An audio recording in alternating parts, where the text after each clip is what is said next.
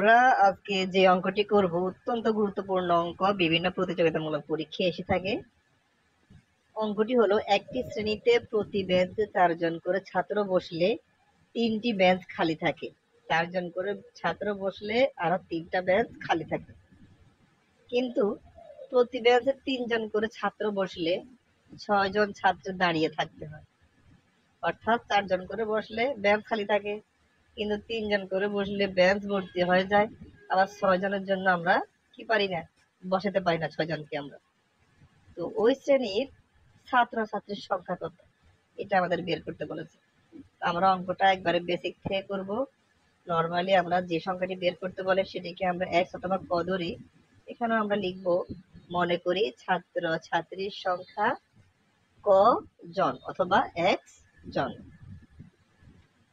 তাহলে প্রথম অংশে বলেছে 4 জন বসতে পারে একটি বেঞ্চে, আমরাও লিখব 4 জন বসতে পারে একটি বেঞ্চে।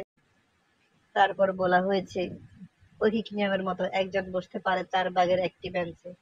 আর ছাত্রছাত্রী ধরেছি কত আমরা, কজন বা একজন, তাহলে লিখবো কজন বসতে পারে অথবা একজন বসতে পারে 1 into ক by 4, অর্থাৎ 4 ভাগের ক টি বেঞ্চে। ঠিক আছে, এরপর আমাদের প্রথম অংশের জন্য বেঞ্চ কয়টা হলো, ছাত্রছাত্রী বসে গেছে 4 ভাগের কটি বেঞ্চে, আরো বেঞ্চ খালি আছে কয়টা, 3টা। আরো মোট বেঞ্চ কয়টা হলো, 4 ভাগের ক যোগ 3টি। এটি হলো আমাদের প্রথম অংশের জন্য মোট বেঞ্চ। আশা করি বুঝতে পেরেছেন। এরপর আমরা দ্বিতীয় অংশে চলে আসি। প্রতি বেঞ্চে 3 জন করে বসলে 6 জন ছাত্র দাঁড়িয়ে থাকতে হয়। তাহলে আমরা লিখবো 3 জন বসে কয়টি বেঞ্চে, একটি বেঞ্চে। তাহলে একজন বসে 3 ভাগের একটি বেঞ্চে। আর মোট ছাত্রছাত্রী কতজন ধরেছি আমরা, ক। তাহলে লিখবো কজন বসে 3 ভাগের 1 ইন্টু ক, অর্থাৎ 3 ভাগের কটি বেঞ্চ।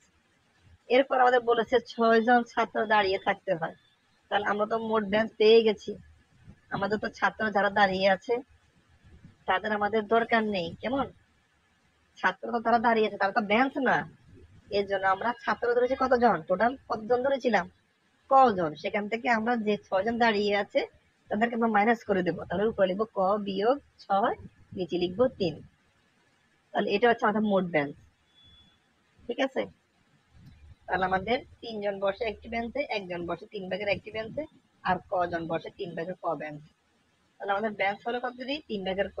এখন আমাদের ছাত্র যেহেতু 6 জন কি হয়েছে, দাঁড়িয়ে আছে, আমরা 6 জনকে বাদ দিয়ে করেছি, কারণ আমাদের অলরেডি বেঞ্চ আমরা পেয়ে গেছি। আমরা বেঞ্চ নিয়ে কাজ করতেছি, ছাত্র নিয়ে নয়, মোট বেঞ্চের ক্ষেত্রে। কেমন, বাট আমরা ছাত্র ধরেছি ক।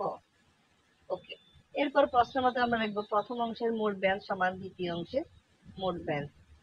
কেমন, তারপর আমরা কি করব, লসাগু করব। লসাগু করলে হবে উপরে ক প্লাস 12 বা 12 ভাগের 4 সমান, ও পাশে হবে ক বিয়োগ 6 ভাগের 3। এরপর আমরা কি করব, কোনাগুনি গুণ করব, বর্জ্য গুণন করব। 4 দিয়ে ক গুণ 6 কে, যে ক মাইনাস 6 কে গুণ করব, আবার 3 দিয়ে ক প্লাস 12 কে গুণ করব।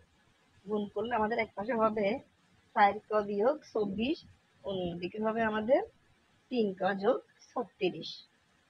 4 ক থেকে আমরা ও পাশে 3 কটা, ও পাশে প্লাস আছে, এ পাশে নিয়ে আসবো, ক এর সাথে ক বিয়োগ করে দেব। 4 ক থেকে 3 ক গেলে আর থাকে 1। আবার এই পাশে মাইনাস 24 যদি ও পাশে চলে যায়, তাহলে আমাদের প্লাস হয়ে যাবে 36, এর সাথে 24 যোগ করলে হবে 60।